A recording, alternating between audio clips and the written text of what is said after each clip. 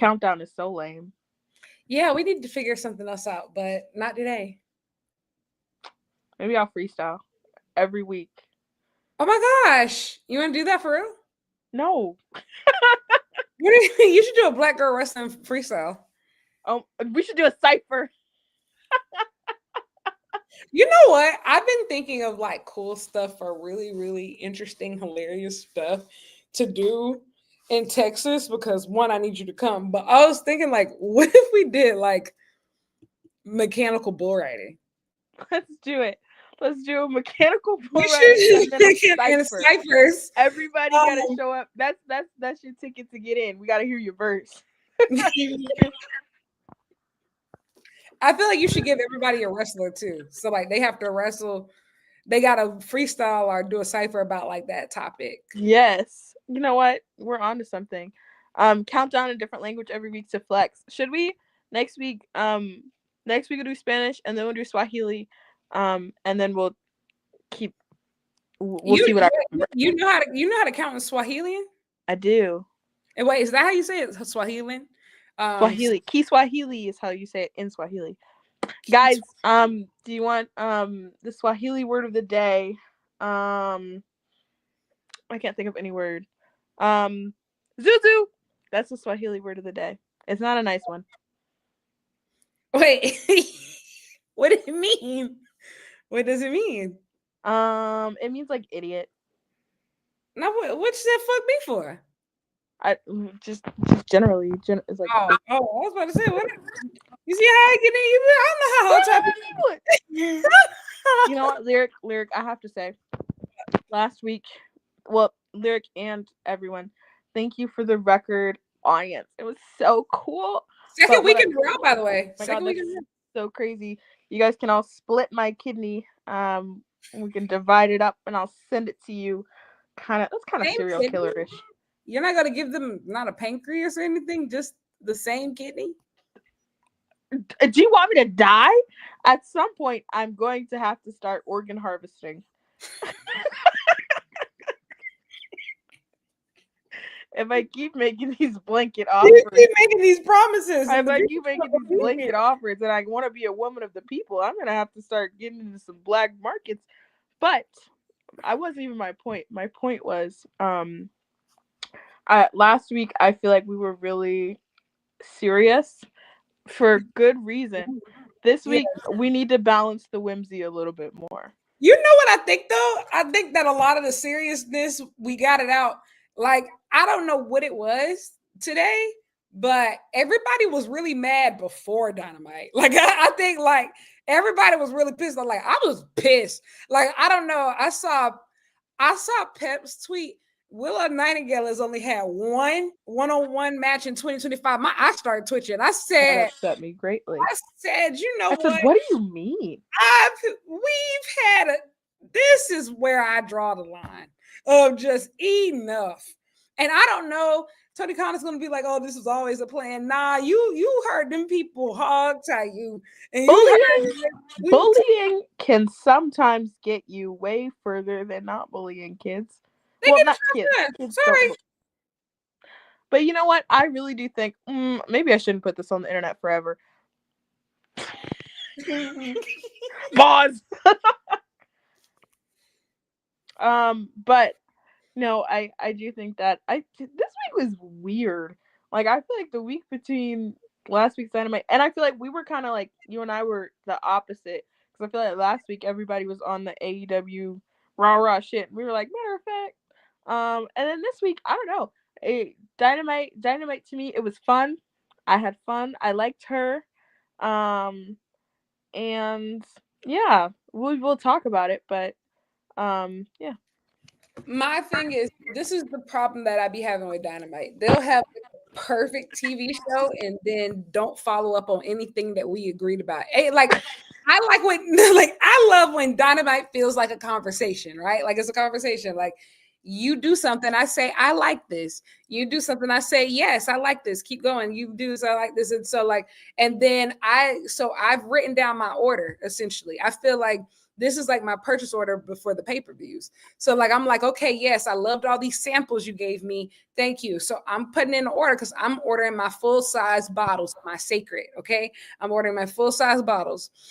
And then pay-per-view day comes, and I think that we've all agreed upon what the shipment is going to include. And I ain't got no shampoo, I ain't got no conditioner. And you guys are trying to gaslight me and tell me, oh, well, you didn't put the order in. That wasn't what we promised when I got the paperwork. And, to continue with the analogy, like AEW sometimes likes to act like they are a 5-star restaurant where you can expect impeccable service, exactly what you ordered and more.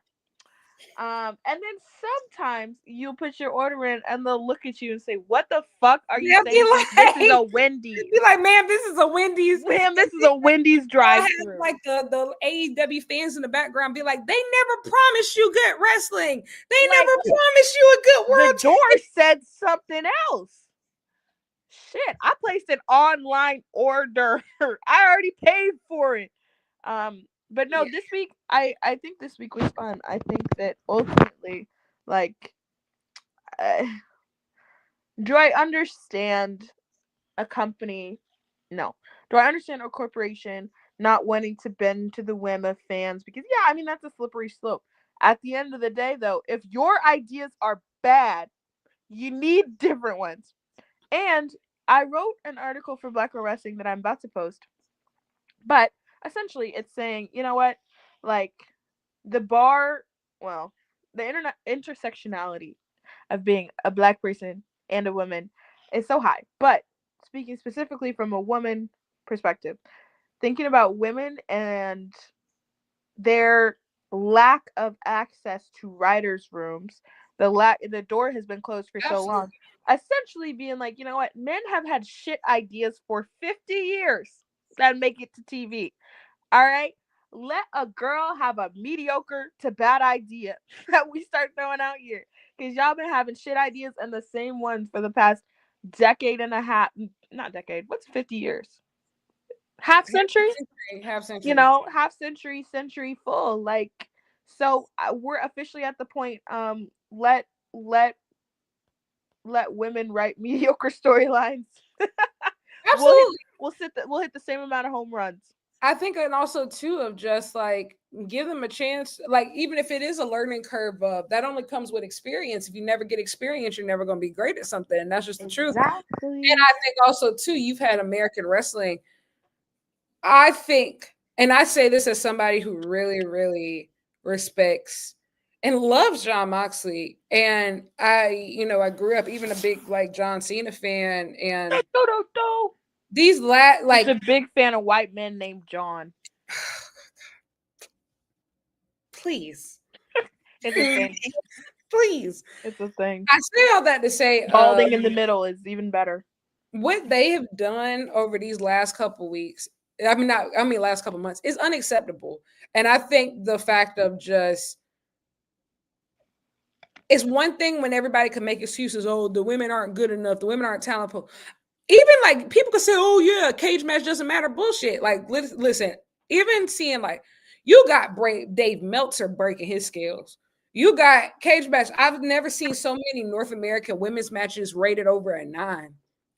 Of like a 9 out of 10. Like, and even not even just that, you could tell on the timeline, like when things are actually happening, when you talk to people about these matches that have been happening, these women aren't good. They're great. They're excellent. They're main event level. And it's one thing.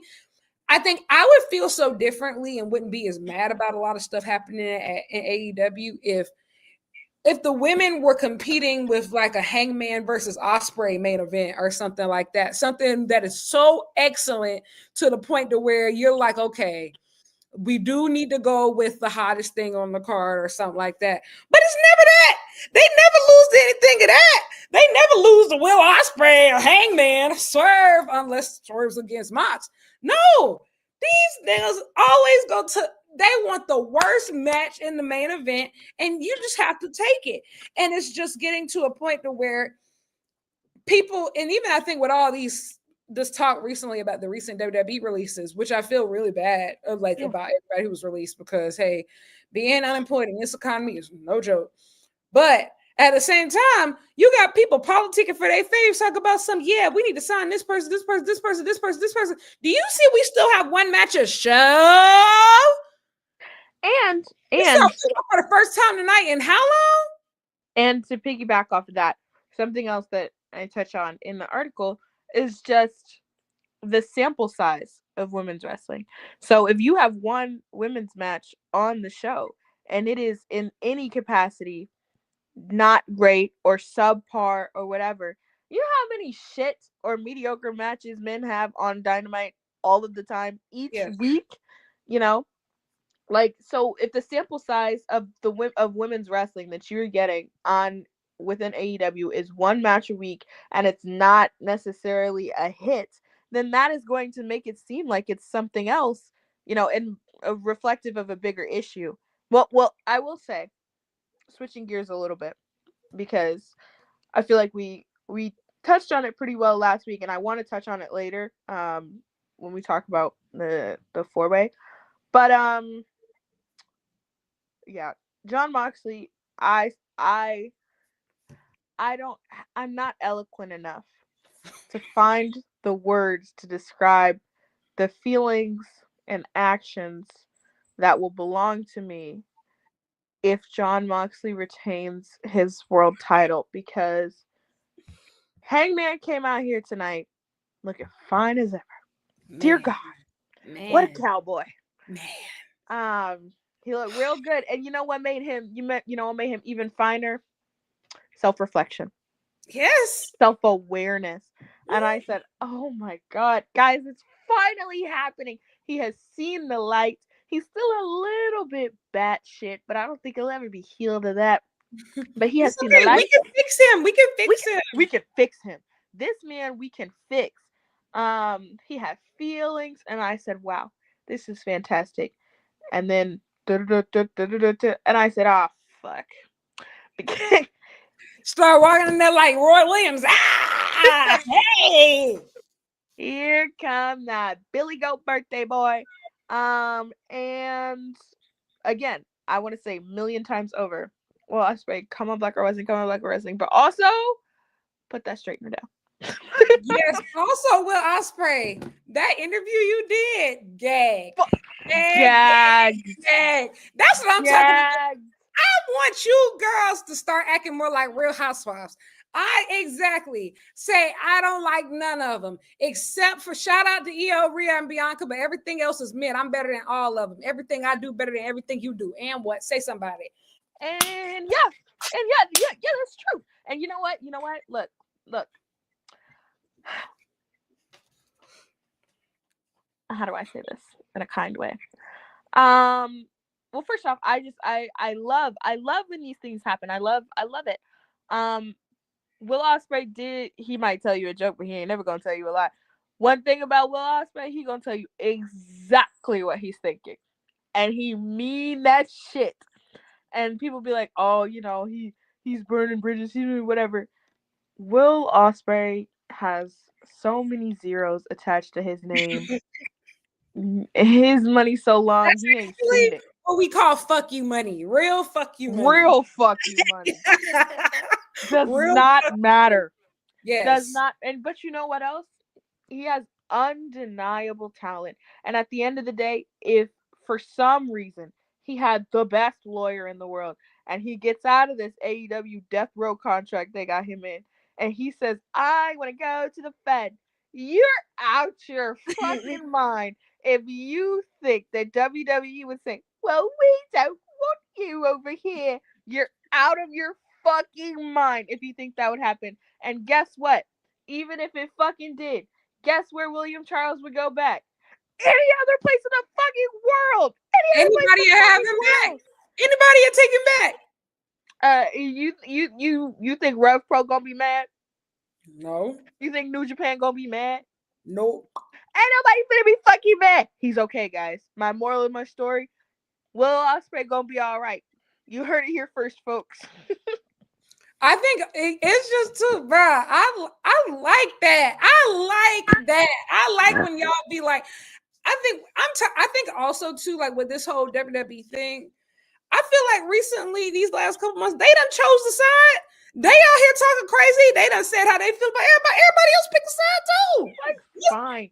And some people, I understand that you want like a good balance. You want some people to be a little bit more of the diplomatic, because you don't want things to get out of hand. You always want to be able to control your own narrative. But you don't want things to get you don't want things to get out of hand. But you should have a couple of wild cards that you crazy white boys. Crazy white boys. A couple of crazy white boys. Company. And honestly, on both sides, because like you said, they've been doing it. You should have a couple of people who get up there and say, matter of fact, this is how I feel. Seth Rollins. Fuck serious. Exactly. Seth Rollins been out here doing it. Fine. You know, every company got their real lifer soldiers, man. Everybody got their real soldier lifers. But you know what's different? I feel like Will Ospreay, not even that. He's more like it's very like point blank. This is what I think. It's like how do I say it? It's really,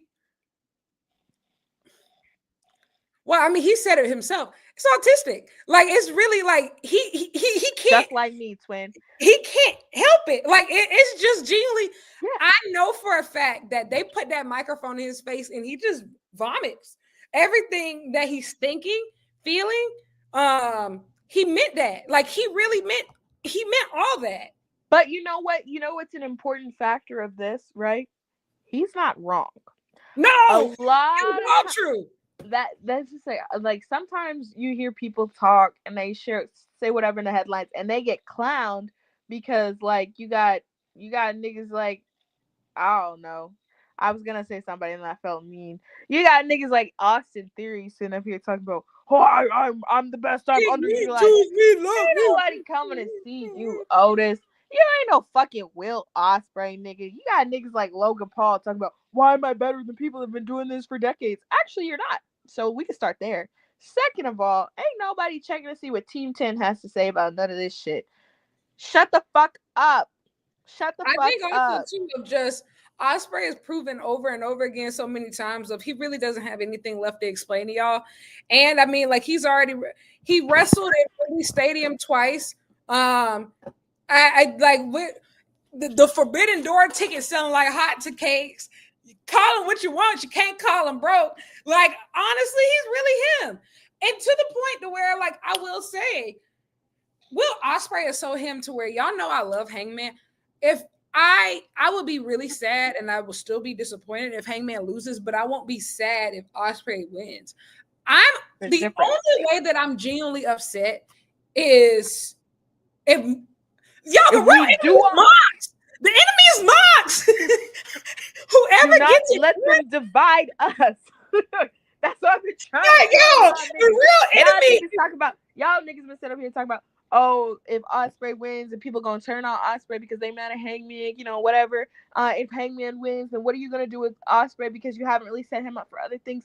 Don't lose focus, my brothers and sisters, and everybody in between. Yo, we can fix all that. Not lose focus. Yes.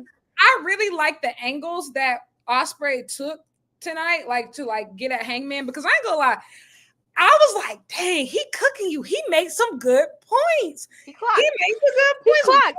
I would have loved to hear what Hangman had to say after, because he might tell you a joke, but Will Ospreay not gonna tell you no fucking lie. You don't do media. You don't be outside. You don't be doing all the extra stuff and whimsy. Now, I ain't gonna lie. Now, we think it makes you mysterious and so everything, but he didn't lie.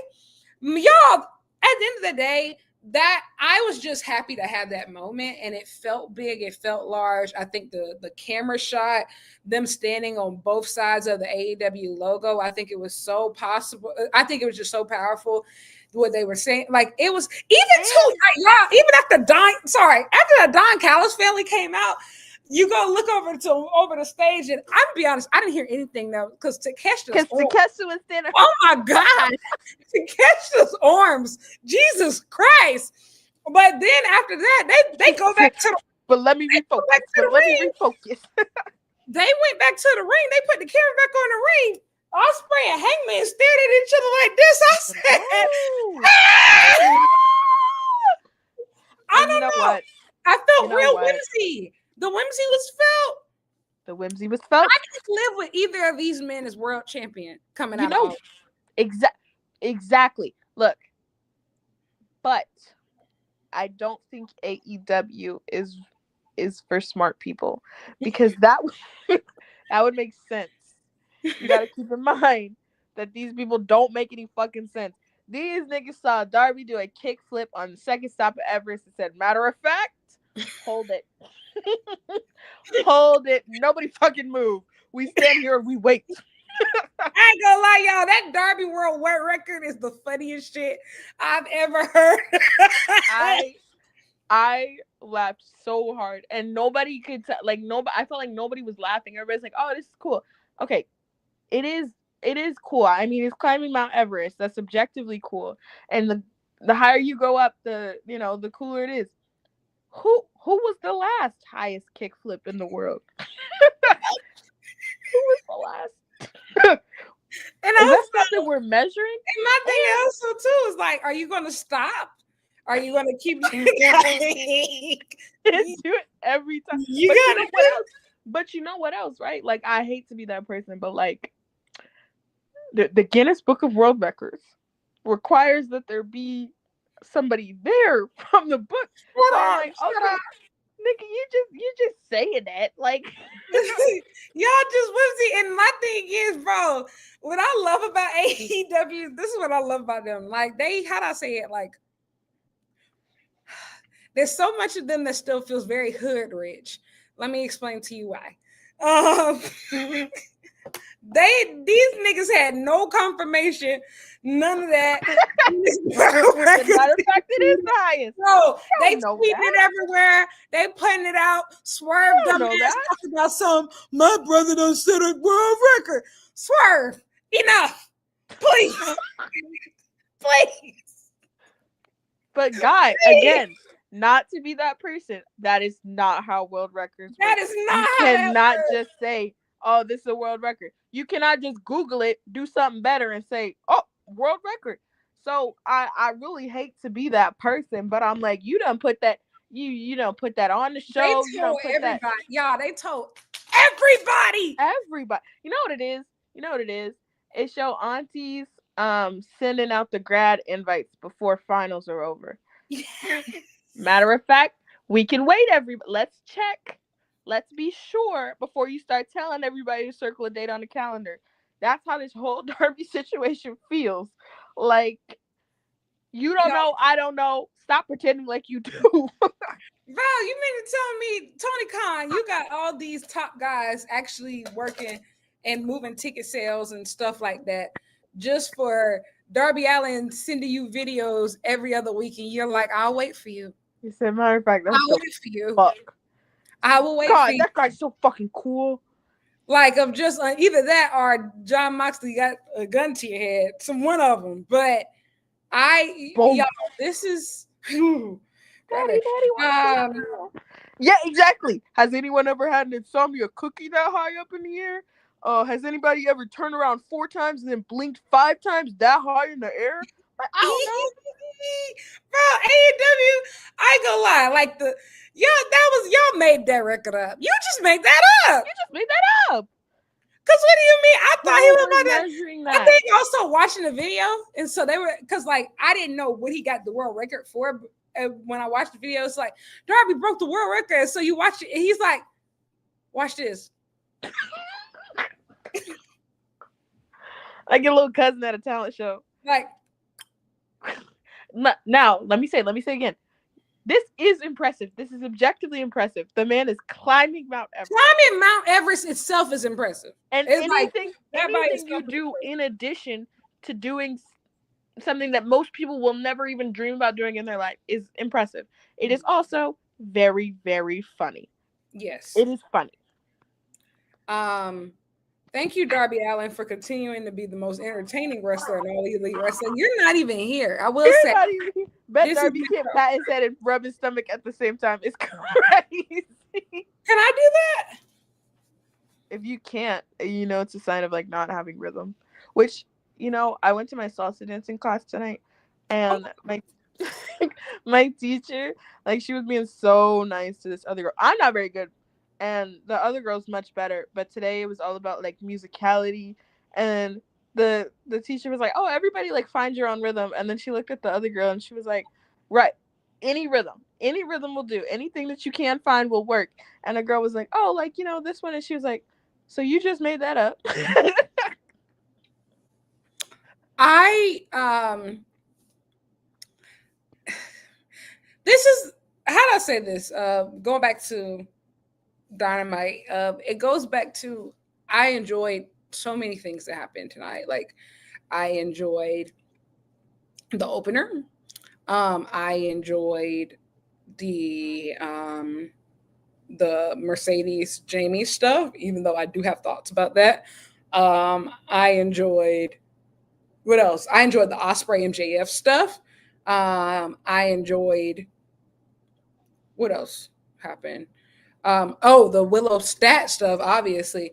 Of This is course. my problem. We will have these good dynamites, and y'all will do something completely different when it comes time to pay per view. And so, all I'm asking, all I'm asking at this point, is that we really, genuinely, can we be consistent? I think that there's some really great talent right now. I think, especially like when you look at the women's division of this division is not strong enough to run with Mercedes versus Tony right now. Like the fact that we've barely seen these people on TV is crazy. Like as far as like Willow lately, that is crazy. That stat is directionless. That's crazy. And yes, you can create the women's tag belts, but also too, if they still gonna get one match a show, what is the point? Oh, hi. I'm alive.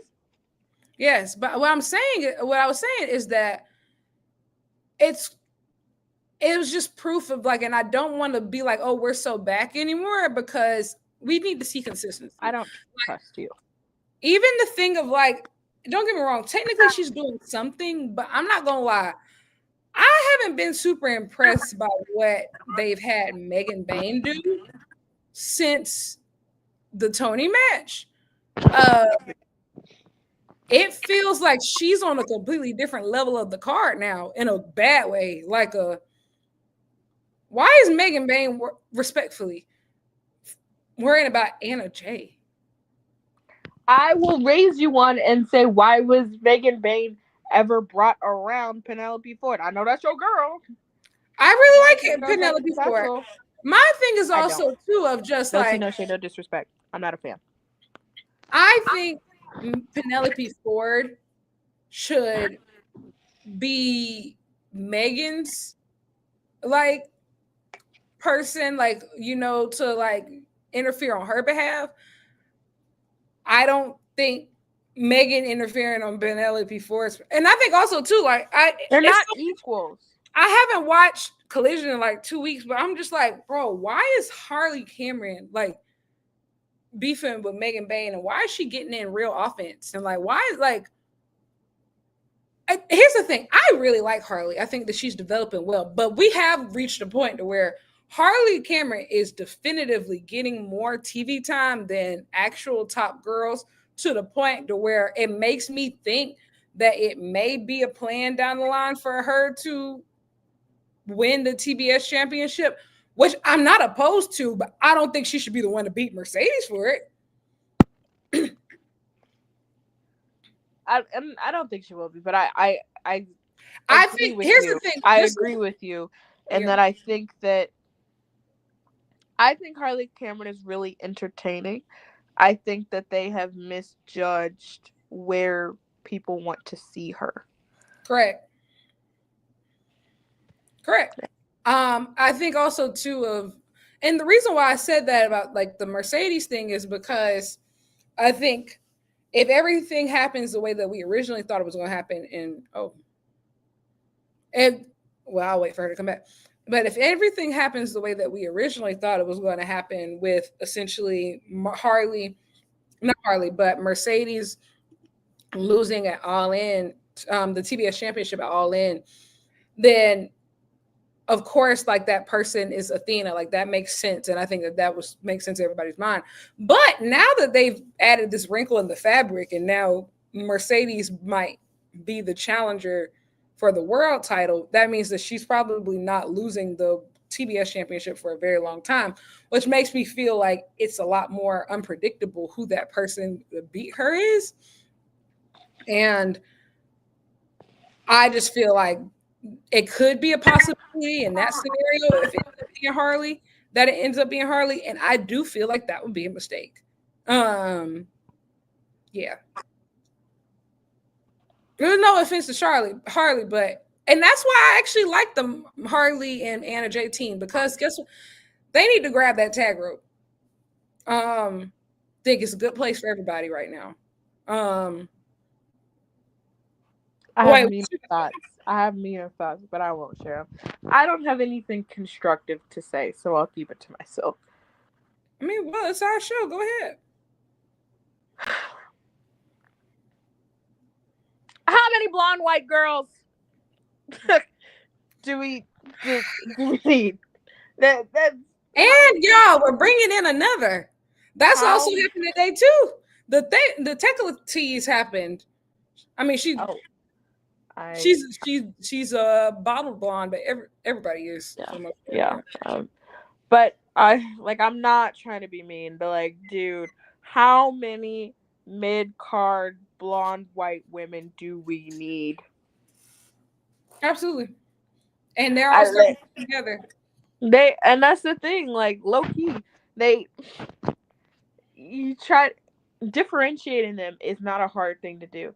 Differentiating them enough to care is another thing. And like for I, them, I and literally I watch a match like this and I was like, okay, so, and I like Harley, but I watch a match like this and I'm like, all right, so like, I think also too, why do I care? That you can't say that any of them are definitively better than the actual stars that you already had. To this day, even I'll say going back as far as even Mariah, I don't think she still ever reached in-ring greatness to the level of a Willow or a Stat, or even Megan in her short amount of time. Like, of just Hollywood ending really was like the magnum opus, like, of that feud. It really was. And then you just keep all these different people that you introduce, and they just suddenly become the focal point. Whether it was Harley Kim, hell, well, she wasn't blind, but Sky Blue for a bit. But I will say, Sky Blue worked. Sky Blue got the laugh. She was in the booth. She was in the booth. Lab, In the booth. But even now, even like Julia Hart, of just when I see the amount of times that she's pinned Queen Aminata, I scream. But like, I do think I want to keep this conversation minimal, because I think that you and I should do a whole different. We should do like a podcast episode about this. Yes.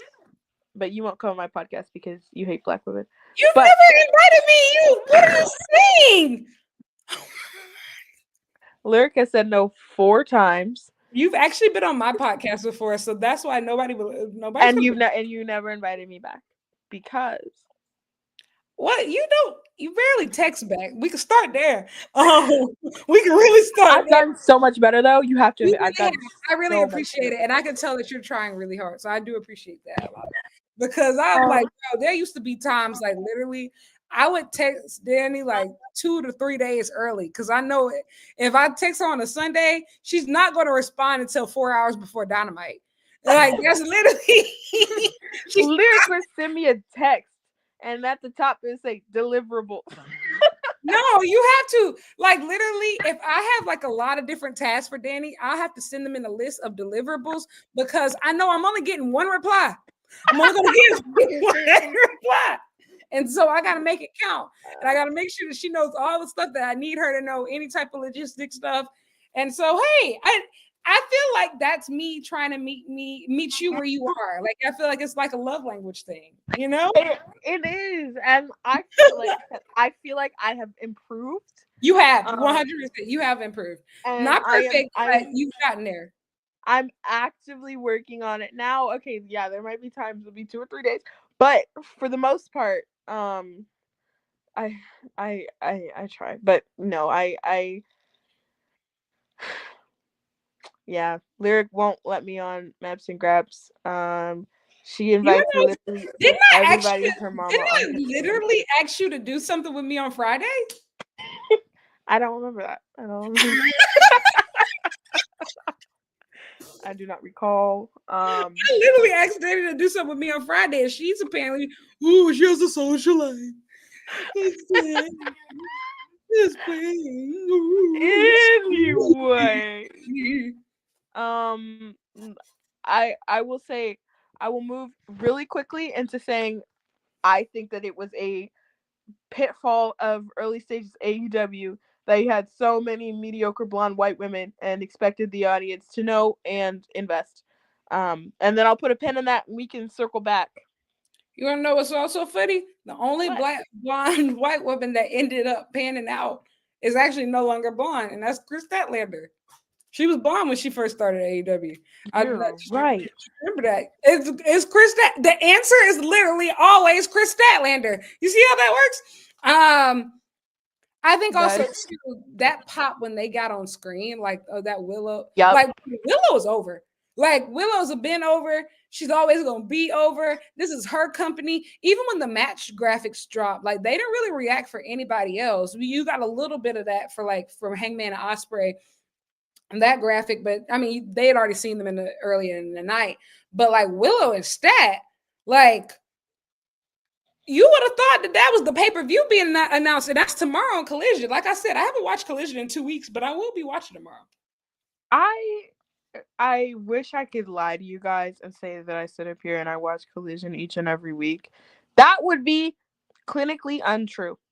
Saturday nights I typically have plans, and then Sunday mornings I am either reeling from those plans or watching an F1 race, and then I feel like, oh, it's Monday, and then I never end up colliding. I honest to God base a lot of my decision on whether or not to watch Collision. I'll go up and down Twitter and I'll be like, is anybody saying that there were some bangers?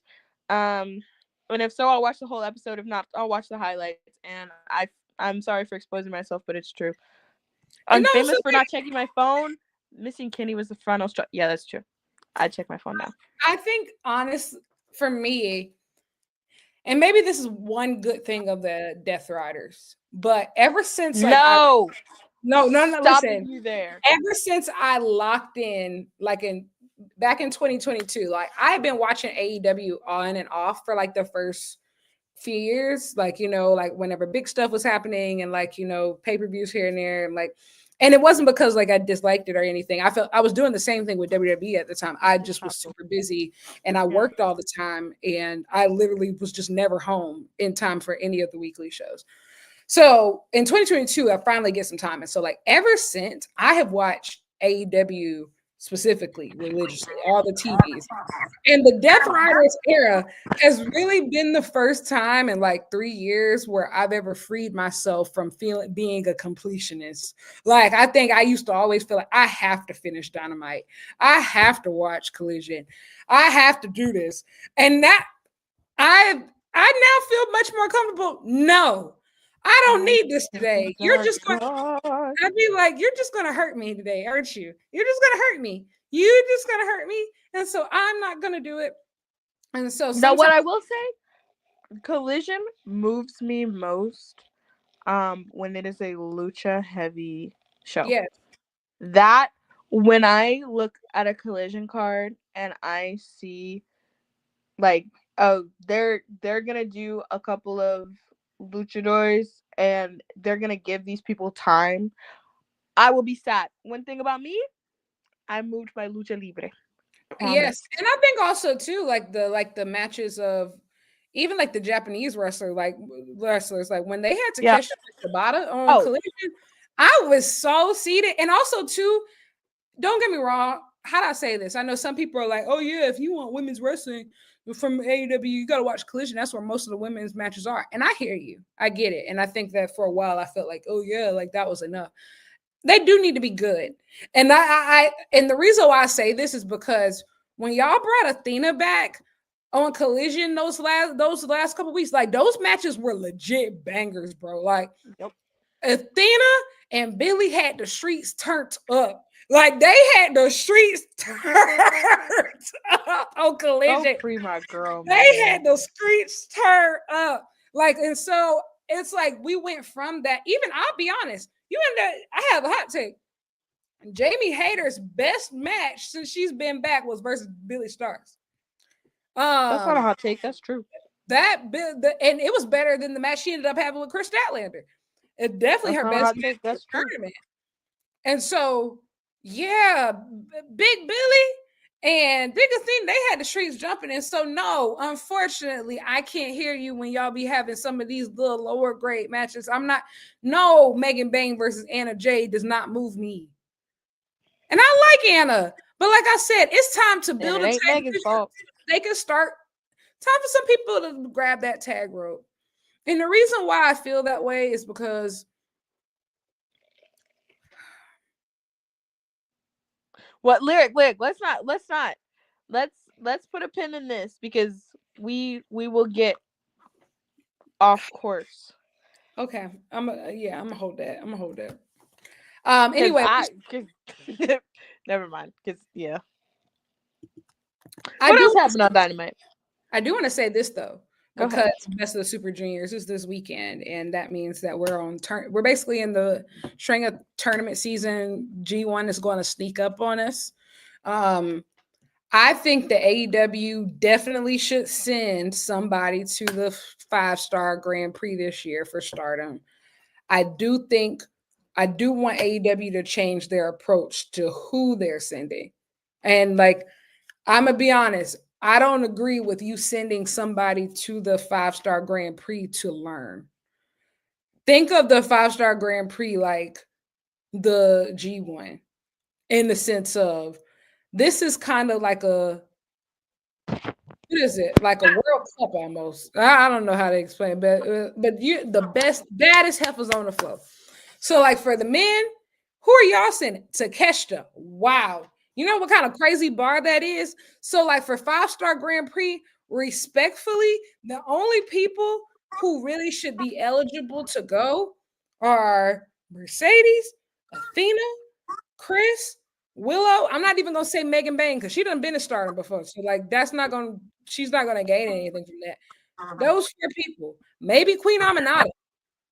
Other than that, Yeah, it's not just something that you get to throw people on and be like, "Oh, a you this is a tour place is for you to fine. go get better." This is Like if you not want to do tours, house show loops, and stardom, 100%. Like that's agreed. totally fine. Like like I'm all for that. But as far as these top round robin tournaments, baddest heifers on the floor. I was about to Period. bring it this morning at work, and my boss was like, "What are you doing?" Sorry. Who's your favorite? Okay, the easy answer is Kayla. Because I mean, earlier seasons, she was my favorite captain. I because I feel like she like I don't know, she just had the swagger that you needed to be the A captain. Cameron, I really liked her leadership. Um, and she went on to be. Then she danced at Southern, but She did, yeah. yeah, she was I she liked was her top mama at too. Southern. Yeah, I liked her, and I liked oh, who was my other girl? It wasn't one of Christina. the main girls. Michaela. Michaela. Oh, Michaela. What about Yeah. you? I'm gonna be honest. This is a simple. Oh no, wait. I was gonna say my favorite. I loved what's that girl mama? That girl mama, the one with the braces. Her mama. Which girl with the braces? Light skin. The twins? No. Um, in the early seasons. What's her name? What's her name? I don't know. Selena. Selena. She was the twins. She was the Oh twins. yes. But that Selena. was they were later though. I forgot Selena. Selena was funny. Selena. I remember her Guys, first one. Yes. guys, to our Caucasian audiences, um, I know they confused. I don't know what we talk about. Bring It was a TV show in the 2010s. Mm-hmm. It was like very like Dance Moms style, But um, majorette but with culture. but with black majorette dance teams, dancers, and everything. It is peak reality TV in a whole different way. Um, yeah, and Whenever if you you've hear never us say, "I want the baddest baddest heifers on the heifers floor," on the floor, that is that's from what. Coach Diana. Mm-hmm. She is the teacher, the Yeah. coach for the dancing dolls. Literally, guys, I this could be like if I had to filibuster for 25 hours, like Cory Booker, my first topic would be Bring It. Bring It and Dance Moms. I'd go bar for bar both. I never really watched Dance Moms. Like the thing is, Bring It really hit home at the time because like it was obviously about like majorette, which is like HBCU band culture. And I went to a high school, we actually call it a HBHS, with a huge black band culture. So I was on band, like I was a section leader and all. So like so it was just very reminiscent, like at the time, like it came out like while I was on marching band.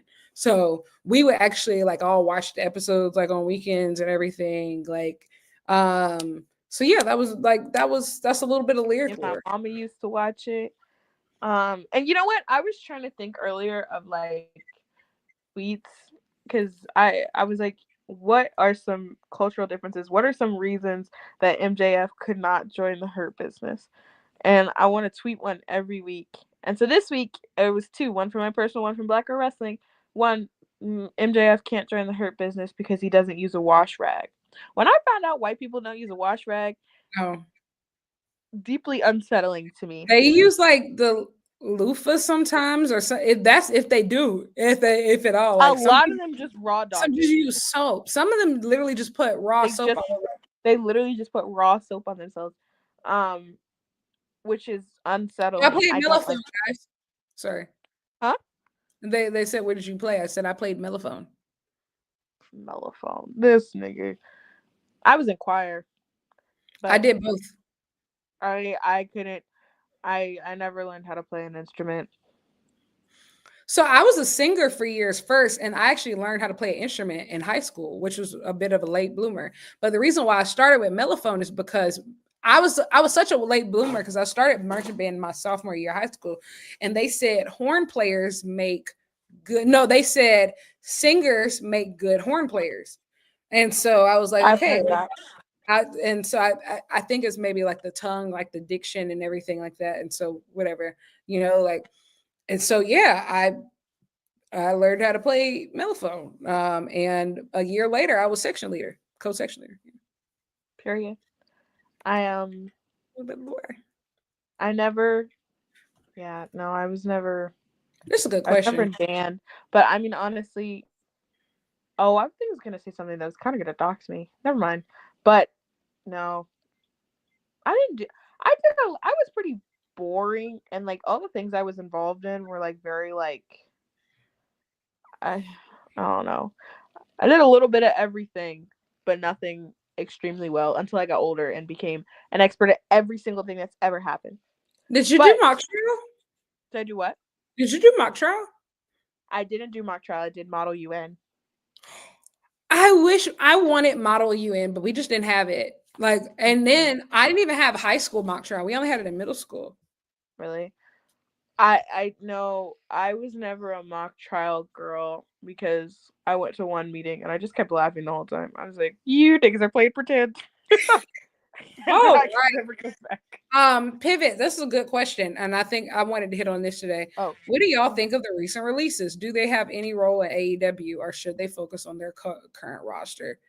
Um, I think that that's one all dependent on if AEW is serious about investing the way that they would need to for a women's tag division to be successful. And so that means like if they still gonna have like one match a show and like all this and it's under 10 minutes, y'all keep it. But also at the same time, the division has gotten so big, they have to do something. So I think tag belts are coming regardless. Even so, and I know a lot of people are like they should sign Dakota. I don't see it. She's probably gonna get signed anyway. No. I know how they get them. But for me, I'm personally saying no. Like Dakota's what 36, 37. I'm not saying that that's old or anything, but she's had substantial injuries. It's not like she's a top player, and like people, and I said this on Twitter, but I think some people have this idea like, no, these girls are just going to come over here and they're going to be role players and they're going to provide roster depth. Yeah, if you think that a lot of these girls are going to come up over from the Fed and be like, yeah, I'm willing to just lay down, take pins. I'm here for the young guy. No, people they're politicians. Most wrestlers are. That's not even like that's not nothing like or anything. But they're not just coming and laying down. And especially for the people who complain of we're not seeing this person, we're not seeing that person. This person doesn't have any chance of the championship for a while. This person, y'all know exactly how this goes. AEW signed Dakota Kai. Everybody would be like, oh, yeah, she's having some really cool matches. And we think that we all on the same page, vibing and having fun. Then suddenly there's a portion of the audience that suddenly gets really loud. I think she should beat Mercedes. I think she should be world championship. I don't think that. And keep in mind, these are fans that you've never seen before. You want to know why? Because they were not here. They weren't here until just now. And they're going to get louder and louder and louder. And it's going to be like bees in your ear. And like even now, people talk about, well, Shayna and Marina makes perfect sense. Makes what sense? Did you see? You saw what happened to the last security guard? Did you see that Marina match? That mixed tag match? Oh God! You saw what happened to this? This a threat. A Marina Shafir match, respectfully, is a threat in 2025. That's a threat.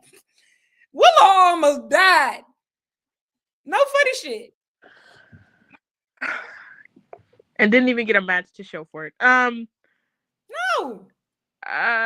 My 2 cents and very quick. No. Not this round. Miss Jackson, you have potential. And look. At the end of the day, I am 100% always going to be extremely fucking biased. Extremely biased. I think also Black too, women. But I do think that she has a lot of potential. I don't think that she fits into AEW right now. This round of releases, I am really sorry to hear that people are losing their jobs in this economy. This is how people support their families. I don't see a fit for any of them top to bottom in AEW. I think also too of just, how do I say this? If you say, and this is going to require a lot of the Stan Twitter to really reassess themselves. If you say that you respect and you love this global revolution, women's revolution, as much as you say you do, then watch it other places. This is the time to show off. And I think AEW cannot be that catch-all promotion anymore. Like you need to be a legitimate, correct competitor. You should not be taking like respectfully. You don't need everybody. And that's the thing too. You don't need everybody. You're not in a place. You don't need everybody. Anybody who genuinely wants to be noticed. Anybody who genuinely wants to be noticed will do the work and go to Japan or go to Mexico, go to the UK, and they will work. And that's why I say Jakara has potential. When they said she was watching Kenny Omega matches, I said, whoa there. Great way to start. I listen.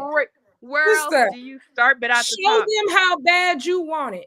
Like, genuinely show them how bad you want it. Because I will say, Jakara specifically is different from the others of just like, she was an NXT girl. She's still developing. And so she would be a long-term investment for AEW. Like she would be a long-term investment that you're And not going to pay but off. I think that her ceiling is higher I than that of agree. the other I folks. agree. And so if she makes the right moves, I'm agreeing with you. I'm agreeing with you. yes, trust me, It is not a ready-made thing. I will be the first person to say sign her. We will get one thing about me. I will say my hit rate, especially after like all the Kevin Knight stuff, I've realized my hit rate is really good. Even Tekla getting signed. Unfortunately, I was like one of the first people who interviewed her when she expressed her interest in AEW. Same thing with Mariah May and Mina. Guys, I Come to just show Lyric me if you want to something. get signed. If Show me you want something. the all elite, go straight through Lyric. Correct. The road to the graphic runs through Lyric. Correct. Let's not wish the UK on them is crazy. Yes. So yes, guys, but you got to show me something first. But I believe in you, Jakara. Everybody else, I truly wish may the road rise to meet you. May the wind be always at your back. May the sun shine warmly on your face.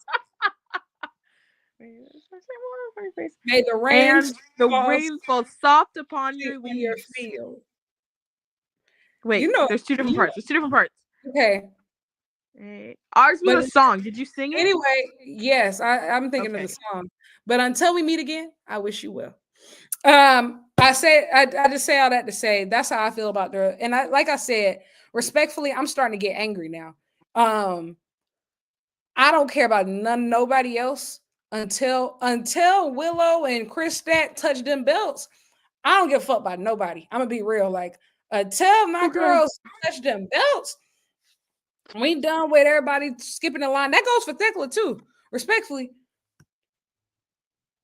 yeah, I'm interested to see what she do. But we have a line. That's how I feel about the men's world titles too, especially like if Osprey is the only. I thought about this today too. Even if Osprey wins, this is the last credible loss that Hangman ever need to be taken for a very long time. This is the last person that you can legitimately say, like, okay, maybe he could come off better than him on any given night. This is it.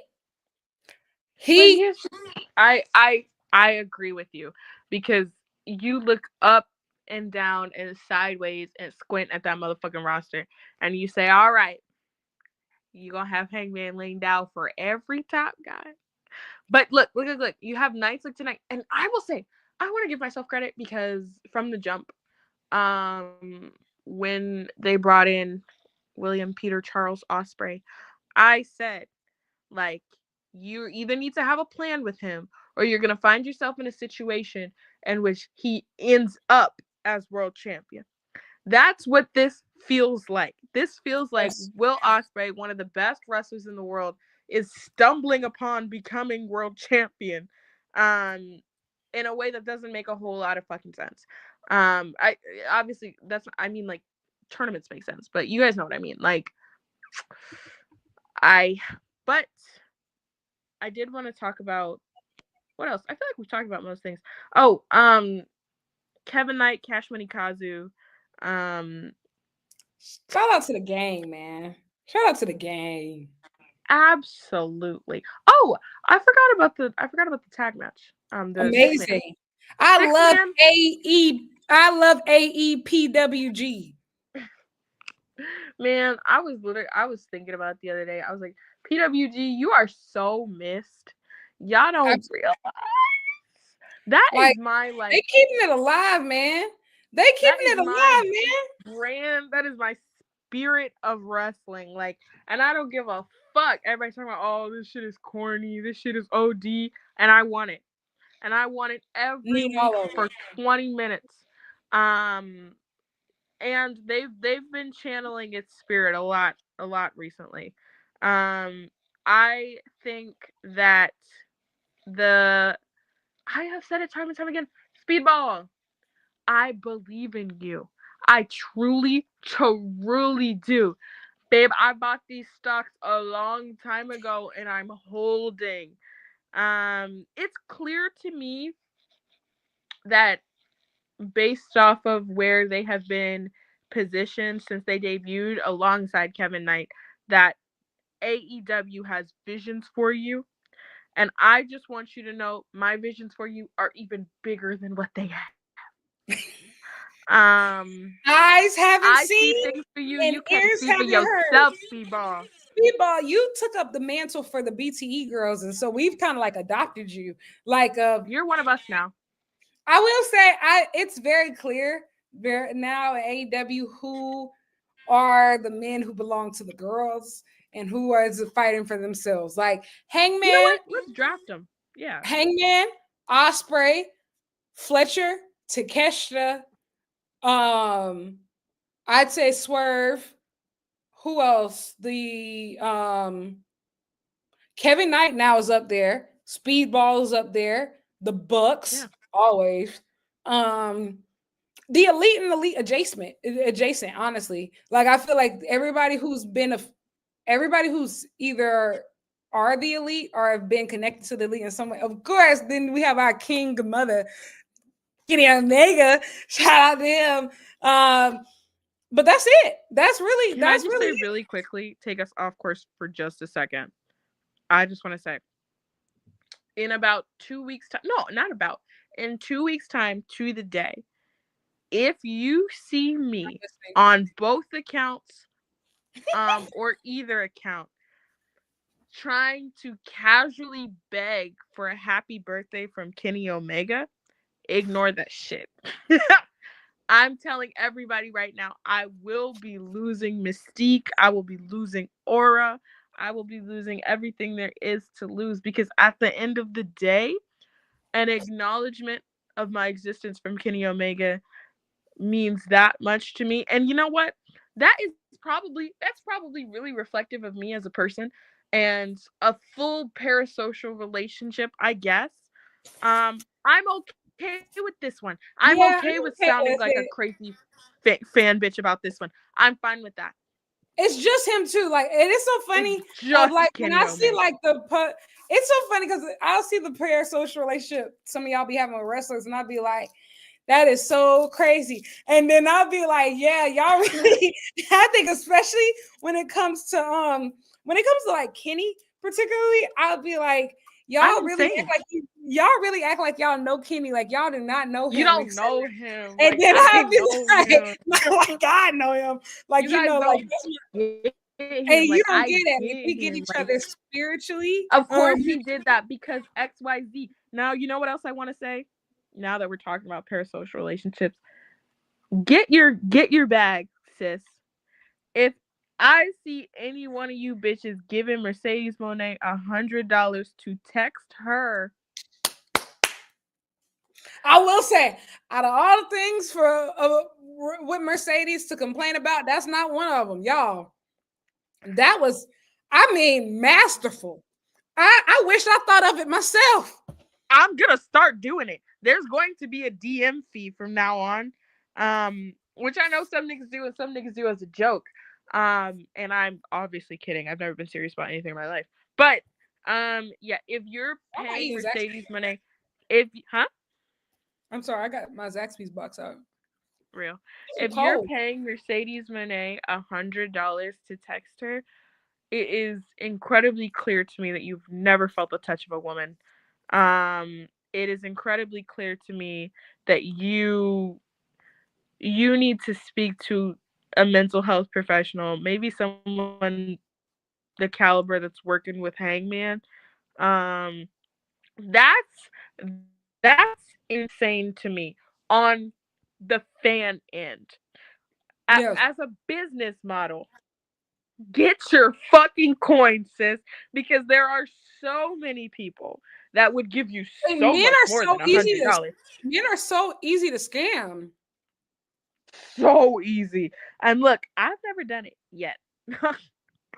I've never Stay done it. tuned though. But the opportunity presents itself all of the time.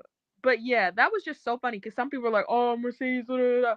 If you weren't gonna pay the $100, then look the other way. But there were more than a couple of niggas who got that notification and She said, wouldn't have did it if she wouldn't have did it if somebody wasn't gonna do it, bro. There's been market research. Yes, I promise. literally. Um, Shout out to my but yeah. CEO, little Miss getting to the money. Hey man, do I have an Do I opinion? have an updated? Oh, you had. Sorry, do I have an opinion? Read Zaxby's versus Kane. Zaxby's, I do. but Yeah, what? Zaxby's 100%. Yeah. They don't have them in my state, but they had them when I went to college. Yeah, So no. we don't really have Canes like that. They're about to open the first one soon. Mm. Yeah, they opened the first Canes right by my like freshman dorm, and I was so excited because I was like, "Oh my god, food that isn't the dining hall!" And I went and I was like, "This is shit." And you can only have their sauce. What the fuck? Where the fuck is the barbecue? Somebody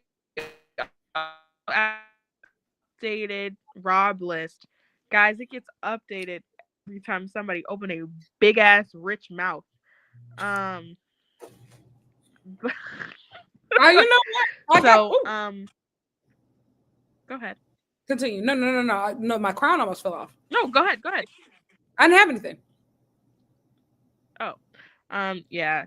I I I don't know who else needs to be added to the Rob list. Everybody's always like, "Oh, add this WWE performer, add this person." I'm like, of course they would be on a Rob list. Like it has to come about organically. I have to really feel the urge to take your money. As if you talking too crazy, or I see you sign a big deal. It's like, oh, okay. Matter of fact, tuck your chain. You gotta. I ain't gonna lie. You're gonna have to add Mariah May to the list.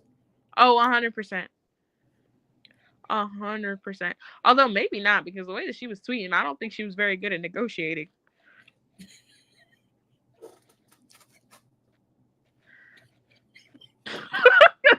It sounded like it was one of those, I got a question. No. I want to know that. I want to know that. No, seriously. And I want somebody to make it make sense to me.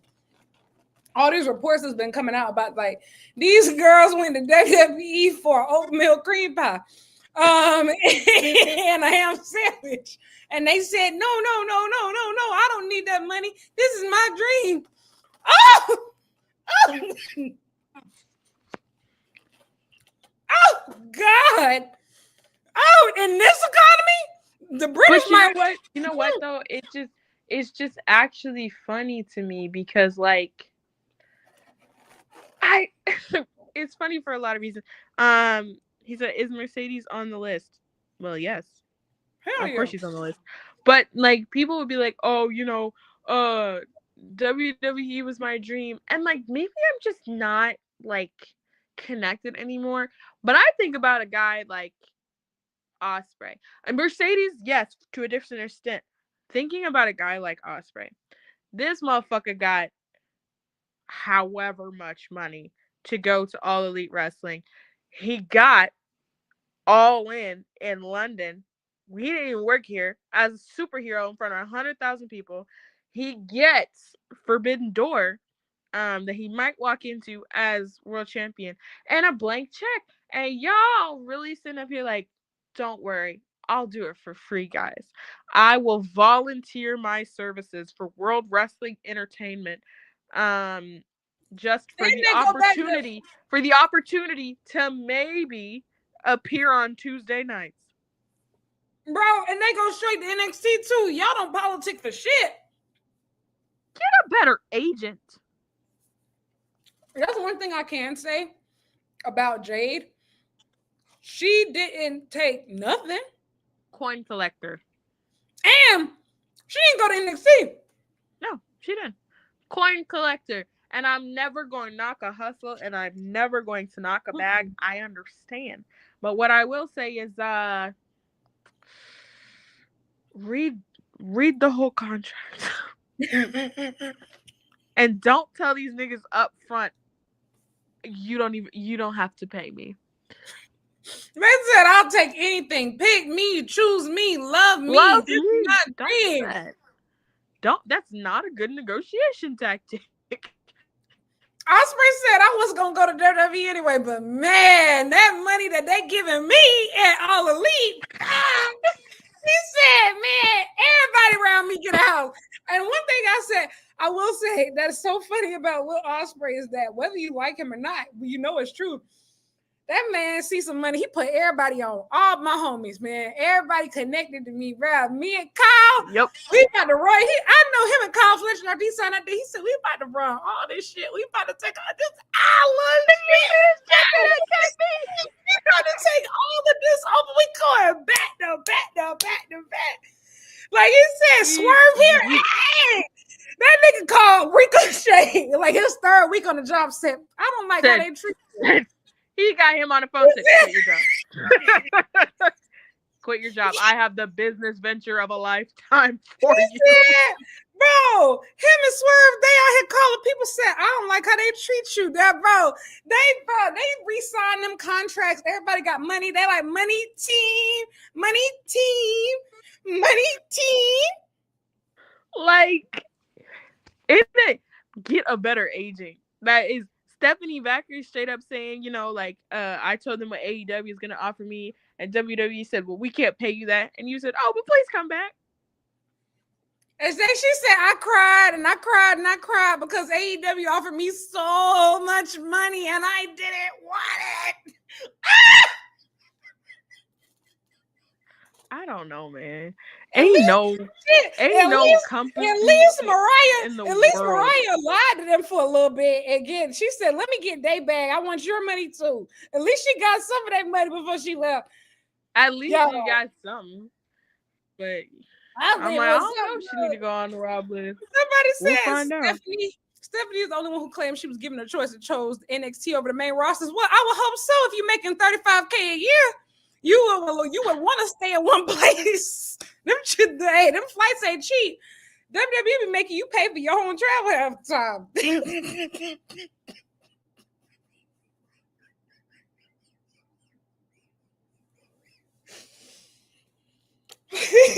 Oh God. I mean, think about it. With the Performance Center, you could save so much on commute every day. You could save so much on that work commute. You got more. Jordan Grace talking about she making $80K. I said, hold up, bitch, you only got 4 zeros? 4 zeros? You was making more OnlyFans. What are we talking? Y'all, these are not, that's why if Mercedes want to charge people $100 to text her, I'm going to let her do it because y'all are not real get money bitches. Y'all are not real get to the money, motherfucker. Y'all are not. Mercedes about to make more money off her $100 text. There's some of y'all about to make off your NXT contracts, Ricky Starks. Saints. Thank you.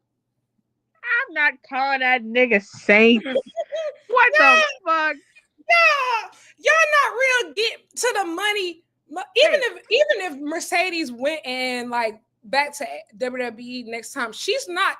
One thing I do know, this is one thing I do know. Mercedes is not going back for nothing less than what she's worth. She will be getting several million. Her next contract, she will, because that's the thing with contracts. When you start strong, the only way to go is up. So wherever she's heading, go ahead. I was gonna be really mean.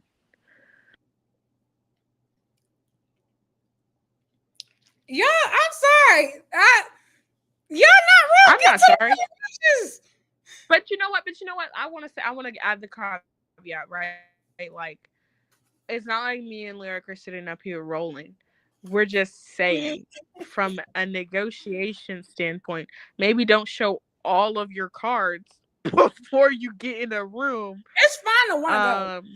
Like, if that is your dream, fine. But when you're in that room negotiating, you can't seem desperate. Like, because the thing is, even if you do really well, that's the thing. When you set that precedent for yourself, even if you do really well and you have a great first contract with WWE, you do all these things. When you go to renegotiate, they now look at you as like, oh, You like to settle. Oh, she'll take anything. She'll take anything. They told Stephanie we can't match that. She said, "Don't even worry about it." What? What? She said you can't match that, but I can match you. Like, why are you? But here's the thing: why are you meeting a $1 billion corporation where they are? What? This ain't no damn sliding scale. What the fuck?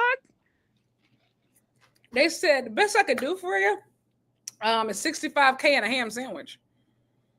$20 in a t-shirt. Hey, I'll go lower. Actually, you ever heard somebody do no? They start bartering in reverse. 70, 62, 55.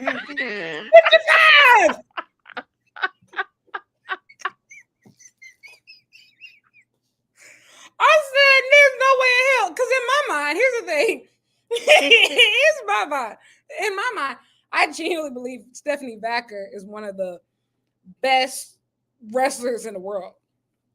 So, like, hearing she took, it actually hurt to know that she, like, took less money. What's the point? Devastating. You know what? And this is why I will never, y'all will never, ever, ever, ever make me mad or talk down about Kazuchika Okada, because he gets it. He said, cash money, Kazu. He said, get that money first, get it in writing first, and then I'll decide if I show up to that job. They pay my nigga Okada up front. And then he flips a coin and he says, "Do I clock in today?" Or that's what the coin flip is which nigga you finna get? Drop kick, elbow drop, bitch, rainmaker, pin. We're done. Money clip. And you know what? You know what's so funny about Kazuchika Okada? Like, if you didn't watch AEW all the time and you didn't watch New Japan, and you would tune in and you would hear them say Kazuchika Okada, one of the best wrestlers of all time, you'd be like, this guy? But you know what it is? It's like a video game that you have to pay for different levels. It's like a video game. Okay, fine. You finish level It's Fortnite. You get the bases for free. But all the add-ons and the skins and the packs, that's gonna cost you. It is gonna cost you. He said that's why I give you a little something special on the pay-per-views after you done paid.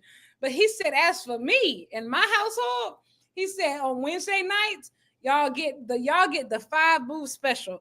And then you want to know what's also crazy? It works. I tweeted that today. And y'all say whatever you want about Okada's AEW run. But guess what? He's still super over. And, you know, like sometimes, because that's the thing with Okada, and like most video games, sometimes they'll slide you a free trial. They will say you could try premium for 3 days for no cost. You ain't gotta put a credit card down. Sometimes Okada will say, matter of fact, let me give y'all a little something. You know, remind you why you were interested in the first place. And I think this whole debate about casual fans, blah blah blah. I don't give a fuck. I don't run the company. I don't count the numbers, and I don't get no damn money from the ticket sales. But so people are like, casual fans don't understand Okada Omega lore. I promise you, Pinky promise you, throughout this whole endeavor, it will be incredibly easy to convince people that these two individuals are important, and that they have incredibly important history with one another.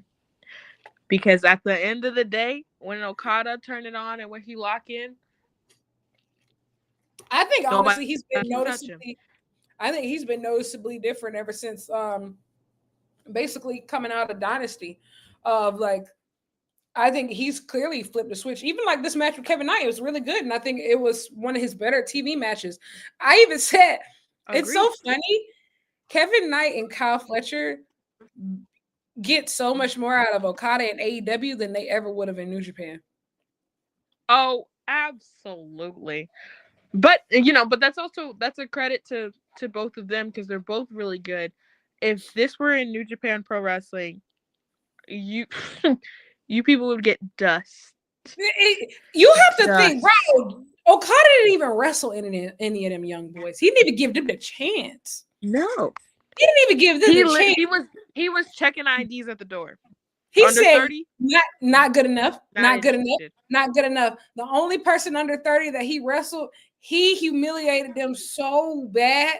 Kaito Kiyomiya were looking at you, unfortunately. They hog-tied you. In 4K. Hog-tied you. Them niggas hog-tied you in the Tokyo Dome. Fuck. You know. Ooh. Yeah, you probably wish Okada paid you dust. Literally. Man. You paid the same amount of Stephanie Backer. Yeah. Bro, my sister getting paid in Orlando in Disney vouchers and pretzel bites. That is crazy.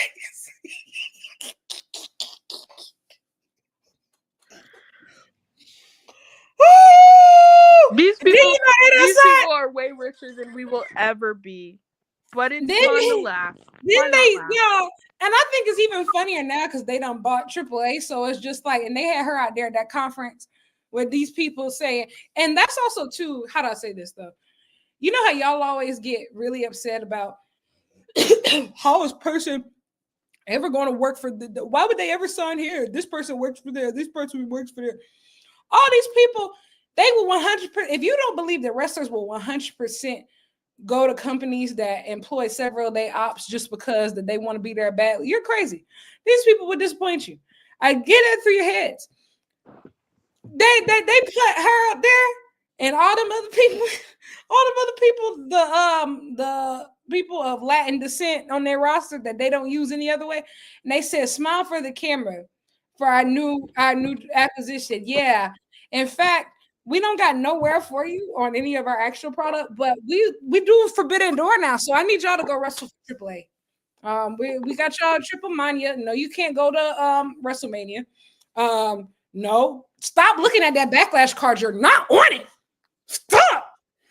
Like, oh my God, stop asking questions. But they said, but we got Triple Mania. Hey, we got that. But that's the thing. And that's an important distinction. And I gotta wrap up in a second. Yes. Sorry guys. May is tough for me, but we gotta find someone that can do the show in a couple weeks. We are looking for Gen Z Black women. That is the criteria. Young, gifted, and Black and woman. You don't have to be gifted, just young and Black. I mean, you do have to be a little funny, at least. You don't even have to be smart. Just do you think we're funny? Like 100%? Like I'm not bullshitting. Do you think that we're funny? Because I want you to know, Dani. I genuinely want you to know, and don't take this too deep to heart. I think about things that you said throughout my week, and I start giggling to myself. I really do. I read your tweets out loud. When I'm at work and I scroll and I see some of your tweets, I almost get fired. And so I think that's. That I want you. Okay. I be very reassuring. So even if I'm scared, funny, I know you're funny. I know. Well, I know that you're funny. I struggle because I'm like looking at people like watching this show, and I'm like, I don't know. Maybe it's just because like as Black Girl Wrestling gets a little bit bigger, I'm just like, I don't know what people are expecting from me. Do you want like a nuanced take about sustainability, or do you want me to make like an imprint tier list? And hump. And I think I'm trying to find the balance between being like both. And now I feel like I haven't been funny in weeks. I haven't giggled since the Great Depression. I'm really struggling. No, I will say, because this is what this is year one for you, right? This is year year one for you. I feel like you're in that space. And I've felt that before of just like, oh my God, this platform got way bigger than I thought it was going to be. And now everybody's looking at me and I just want to talk about freaking Bucky Barnes and everybody's expecting these long thought out takes for me. And everybody's asking me, what do you think about this? What do you think about this? I want to cry. And I feel a pressure too, because I'm like, okay, the last thing that I want to do is, guys, these are more like the conversations that we have after the show goes live, but you're still here. But I struggle sometimes because I'm like, my biggest fear is people thinking that I'm stupid. And I'm like, I need to combat that more. So I feel a need to like overcompensate and sometimes write some real nuanced bullshit. And then I'm like, oh my God, but that's not fun. I want to make impreg lists, you know? Um, so I'm trying to find the balance. And I don't want anyone, please stop giving us compliments. I'm not fishing for them and it will go to my head. But hey, I'm stressed out. The Osprey thing freaked me the fuck out. Oh yeah, I get that. I think also too, especially like with the current, how do I say it? And I don't know if other creators have felt this. They probably haven't because most of them are men. But I think in the current political climate, and I think the current wrestling climate, and I think there's been so much conversation and chatter about women's wrestling, women in wrestling, and a whole bunch of different things. I feel like, and it's not even all negative, but I feel like so many more people are really looking to my voice now of like, what do I have to say about certain issues? What do I think about certain things? And like, of just, and that's a lot of responsibility that I'm not always sure that I signed up for. Even like when I see like the views on this show increase because like I'm like, oh my God, like we are actually adding viewers every week, like more people. So like, are y'all telling people to I come get over here? scared. I mean, like, are y'all telling people to come over here? I'm just yeah, it's so interesting and it's almost scary. But and I think like it's something that like it's a level of responsibility because I acknowledge that what makes us different is not only that I think that we are really knowledgeable about wrestling, but we are a demographic that essentially doesn't exist in wrestling, particularly in alternative and international spaces like non-WWE spaces. We are unicorns out here, and so I think there's a lot of people who look to us that don't really have anybody else to look to, and that is flattering but it's also terrifying. I think it's, I don't know. I'm trying not to be too self-serving, and at the same time, my camera stopped ringing. I'm trying not to be too self-serving, but authentic. And I think you should be more like I self-serving. said, Actually, I don't know. I think you should be more self-serving. I think also too, and that's another thing that I'm learning too. Just like, bro, how do I say this? So many women that I know right now in this space, the thing that holds them back from doing more, wanting like is because they're scared and they don't want to come off as self-serving or self-centered or narcissistic or etc. Like, bro, our well, male counterparts do that all the time. I was gonna They say now. Well, one thing I have never struggled with, for better or for worse, is confidence. Um, I have never once in my life been like, oh, maybe somebody else is more qualified to do this. Even if that's true, I operate on a level of delusion that is functional to me and has gotten me many a place. But I guess when it comes to this and like when it comes to wrestling and making stuff, I get insecure because I'm like, well, that's not a good word. I think insecurity is is riddled in fear, and I yes. can't let fear control my life. But my point being, I want to keep making stuff. I want to keep being around. What I don't want is for it to. This was always supposed to be like a niche little thing for me. And it was just supposed to be like a little itty bitty thing for fun. And it's still a little itty bitty thing for fun. Like my YouTube channel has like 5 subscribers and like 2 views. And thank you to my mom for being one of those views and 4 of those subscribers. But um yeah, I don't know. I'm just like, do I go all in and really try to grow it? Or do I accept the fact that everyone fucking hates me and they want me I think I think we are in a time where I think everybody needs a little bit of black girl wrestling, including the wrestlers. Like I think it's become very apparent to me of like, think about women, like even if they want to break scoops or stuff to the Think blogs about or women. whatever like that, there's nobody normal to talk to. There's nobody normal to really share. You know what? That is what we should just advertise ourselves as normal. There's a whole lot of fucking weirdos, okay? And we Yes, might be a little bit off. We might be a little bit off, but we are for the most part normal. That much I can promise you. Um absolutely. cuz the I saw men you. work. You like one of my LinkedIn posts the other day. I said, bro, me and Dani, I feel like we Batman. I feel like we live different lives by day and We just do. we come here and we just be like, whoa. I saw you LinkedIn post. I said, girl. Oh my gosh. This is what, oh my gosh. Look I at was like, us. that's why I'm like, I like to come on the internet and play pretend and play stupid. Don't get it twisted. I'm playing. I think also too of just I kind of got into wrestling, like this serious thing of like pursuing it from a standpoint, even the, and I look back now and I don't even think I realized this until really today. I was reflecting the way that I talked to myself. I said, okay, I'm turning 25. I'm going to do this thing for a year. If it works, I'll keep going. But if it doesn't, I'm just going to go get a regular job. Like I kind of went in it expecting to fail.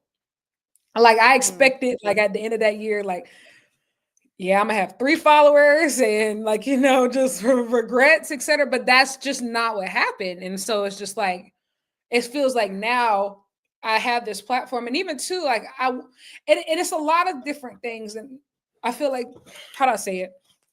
The world now has caught up to wrestling. I think like for a lot of us, wrestling was escapism. Like it's something that we could escape from all the things that happen outside the world. But with the political climate and a whole bunch of other things, and like even like the misogyny of wrestling and like seeing like women's El wrestling get Grande Americano. yes, and seeing like women get better in Fuck wrestling and shit. still be held down, and also as as you're a woman going through your day to day and the gender pay gap and all of these different things and the Last racial thing I want to hear is to turn on my fucking TV and hear some ho ho ho fucking bitches. I will. exactly like, and it's gotten to the point to where wrestling is a microcosm. It always has been, but wrestling is a microcosm of life, and And we live in a regressive society, so we live in watching regressive wrestling. Sorry. everything that, and even I'm just saying like you have to have an opinion. Like even if you say like, "Oh, I'm not political," or say, if it's happening, things are happening in your escapism, you have to have an opinion on everything. Yeah, otherwise And like you are weak-minded and have the backbone of I can't think of a spineless animal. So never mind. Um people really, and I think a lot of oh, people. sorry. Oh, Go ahead. go No, no, ahead. no. I was just going to add I think that where I struggle. Guys, this is truly literally like a FaceTime for me and Lyric now, so sorry. But Thanks for I think everybody on the comments. where I struggle with is I'm like, I don't want this to be my career. I really don't. I have no interest in working in wrestling. I have no interest in working for a company like at all. And so I'm trying to find the balance because I feel like a lot of people that do anything like this have the end goal of, making money off this shit and being involved. And I'm like, I don't care. This was always just supposed to be like literally, like somebody said, a congregation for normal people to get some jokes off and to, think about things in a way that is not fucking weird or bigoted. Um, and now I feel like I have had a couple of like opportunities come my way and a couple of opportunities that have not come my way. That I'm like, I I don't want this to be a job for me. I don't want this to be my career. Like it is a blessing that it is, that it even could be maybe one day. But like I don't want that. I have a job. I have a I career. feel I feel somewhat different. Like I feel like I do want to work in wrestling for like the rest of my life. But I feel like I used to have a very, very singular approach to like gonna happen. Like I used to always believe like the only way to like make an impact is like through working for a company, or you have to do this, you have to do that. And honestly, the more that I spend time in wrestling, I realize that the only way to change the system specifically for women is going to take a multifaceted approach. Like Agreed. what we see on TV, unfortunately, that's just the tip of the iceberg for women in industry. This was what my whole article was Yes, about. like Don't spoil it. You haven't read it. I just realized you totally hadn't read it. but Yeah, everything has to change on both the inside long-standing, like and the outside. truly impactful, long-standing change has to be multifaceted, and it has to be from from the backwards to from the back to the front. Like just what you see cannot be enough. Anyway, I sent us down a rabbit hole. There was another match at Dynamite, I think. Oh, Oh the no, main event, I guess. Rhino. Oh yeah, that was cool. Whatever. Yeah. It was cool. I thought Detroit was a cool crowd. Fuck the I've Pistons. actually been in Pacers in that 5. I've been in that venue before. It's huge. Oh, Masonic Temple. Is that the same Yeah, as like? Are the Freemasons a cult? it might be. I I went think they're like one step beneath a cult. they had the Forbes Under 30 Summit there for like 3 years in a row, and I went in 2019. Or was that 2018? I believe that was 2019. No, 2019. She just wanted y'all to know. She wanted y'all No, to you know want who to know you was what's dealing crazy? with. You want to know She what's crazy? wanted to clock it as Out of she all of should. my, out of all of my, out of all of like my big accomplishments, Forbes like is high ranking on paper, but that was the one of the worst trips I've ever been on. Seriously. Oh, I get that. I've had a couple of those. I cried. I wanted to come home so bad. And it happened during homecoming week. And it was my last homecoming. Oh, that sucks. And so I was just like, I want to come home. And they had like a little concert. 21 Savage performed. Terrible. I don't think he would be good in concert. You know what's funny about him though? Literally ever since I found out that he was British, I just like in my head I've given him a British accent. So whenever he I love his music. Terrible do live you? performance. I've seen him twice. No, I did genuinely love his music. Like I Why? have his What's the best concert you've ever been to? Beyonce. Oh, okay, Beyonce aside, because me too. But Beyonce aside, that's easy. Who's the best? Are we still live? Yeah. You know who I think is the best? I'm gonna have to go with somewhere it's either J. Cole or Erica Badu. Like honestly, J. Cole, I went on the For Your Eyes Only tour. But I saw Erica Badu at the 20th anniversary of the Baduism tour. Danny turned camera off. I don't care. But that'll probably be it. I would say, yeah, those are probably. I asked this nigga best concert you ever been to, and this motherfucker gonna look me dead in my face and say, J. Cole? Yes. Lyric. Yes. So serious. Lyric. I've been to a lot of concerts too, and I can say that, like, yeah, for sure.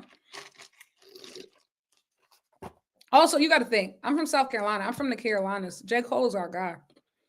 Like, big Cole fan. Like, I mean, I don't know what to say to that. If okay, you know what, loyalty is important.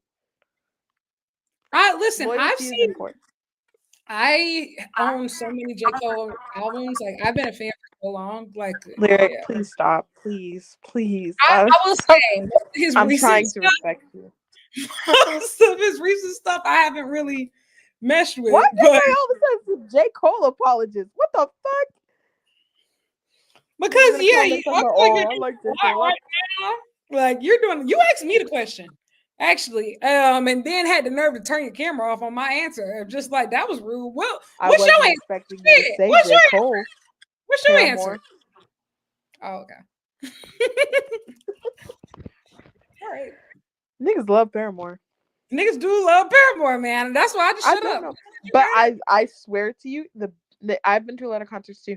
The best concert I've ever been to. Hayley Williams is so incredibly talented, and they were just start to finish fucking rocking. And I knew 99% of the songs. There were a couple songs that I didn't know, and I was like, this is the most fun I've maybe ever had in my life. You know Truly. what concert was really a hoot though? Hootie What and the was really a Blowfish. hoot? Hootie and the Blowfish. Ooh, I You're remember them. living in the world. I wanna be with You know, because the thing is, they went to the USC. They you. Oh, graduated, like, they met there. So like they used to play the 5-point circuit and everything. So like when I was a student, they were coming down and like playing concerts and stuff. Like when they did, they were usually in tour. Fun piece of lyric lore, and then we can close out because I feel like we've dragged on a little bit. While I used to whatever. be in this ensemble, this vocal jazz ensemble on campus. It was called Carolina Alive. It was, and it used to be a show choir in the 90s. That's a Well, no, bad not the name. 90s, the 80s. And when it Okay. was a show choir, Darius Rucker was actually a member of it, Carolina Alive. So when Hootie and the Blowfish they were on the Horseshoe, which is basically the center of campus. They were announcing their reunion tour that they were planning to come back and everything. And they were walking around with Craig Melvin, who now hosts the Today Show, who's also a South Carolinian.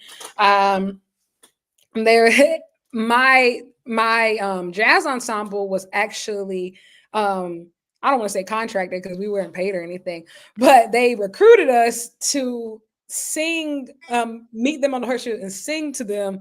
And I actually sang on the Today Show. So it was either the Today Show or Good Morning America. No, it was the Today Show because it was Craig Melvin. But yeah, Alex so Lyric is so famous. yes, and I have a picture with like the entire Hootie, like the entire The Hootie. entire Hootie.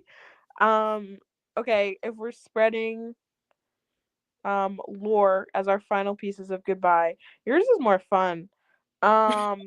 What you about to say, bro? Fuck. Not, I mean, it's celebrity related. Oh, that's kind of exposing someone, I guess. It was an accident. Does anybody care about G-Eazy? Because he okay, good. He always made me feel uncomfortable after that video of him sucking on Megan Thee Stallion face. Because why would you do that? Yeah, why would you do that? Oh my god. I met G-Eazy. My sister and I met G-Eazy when I was like 15. My sister was like 17. And G-Eazy was real interested. And he introduced himself as Gerald or whatever. Pause. What are you trying to say? That's what I was like. I don't know if this is exposing someone, but he was nice. I don't know.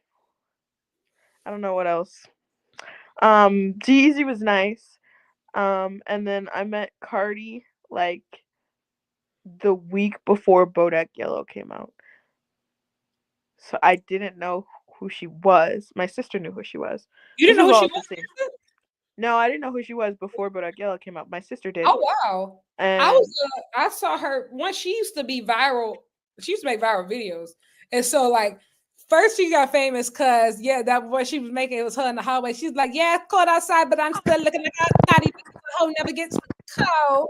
cold. I had seen that video, but I didn't know her. Like, and she was gonna perform, and I was like, what the hell is she gonna do?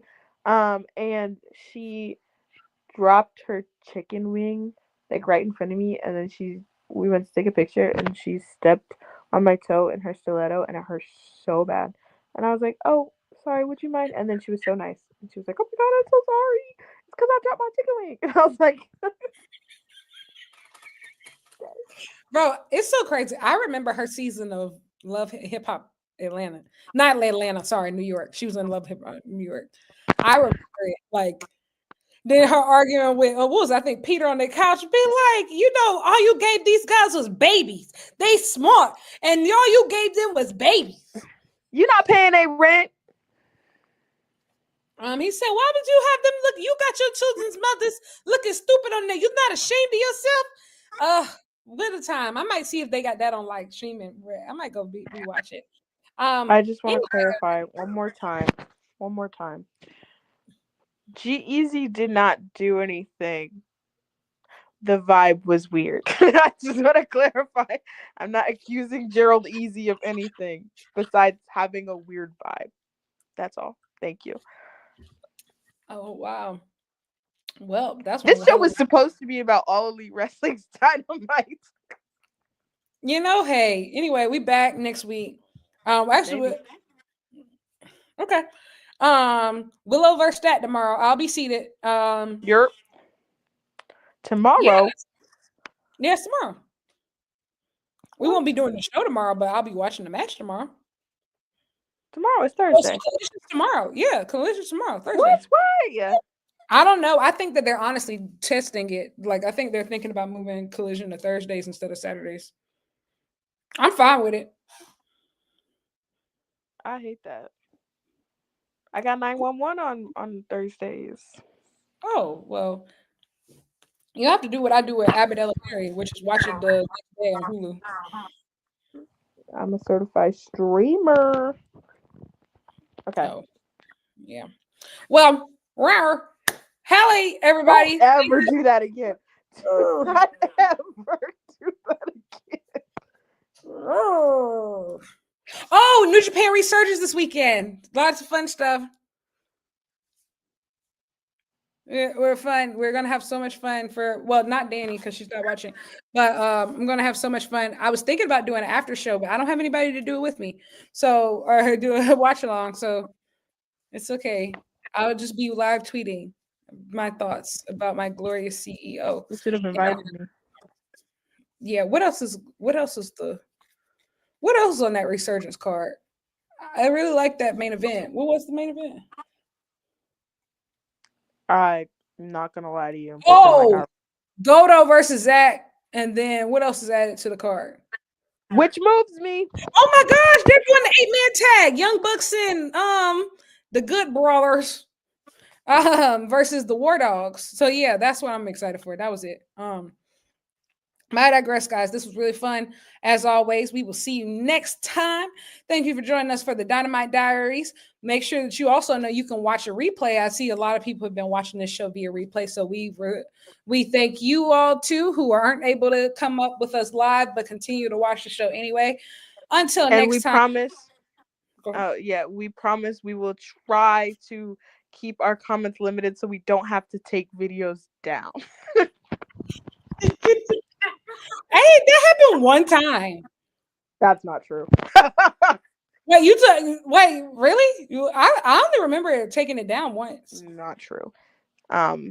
It's been at least 3 times. Yeah. R.I.P. Bobby Nash. Real nigga died, but I appreciate him. Stop talking about the Good Brothers in my mentions. Thank you.